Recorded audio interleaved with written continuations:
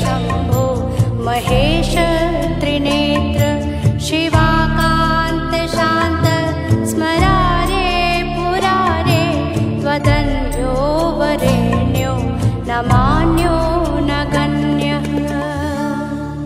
शम्भो महेश करुणामय शूलपाणे गौरीपते पशुपते पशुपाशनाशिन्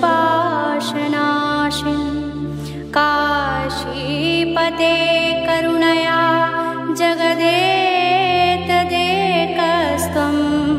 हंसि पासि विदधासि महेश्वरोऽसि। त्वत्तो जगद्भवति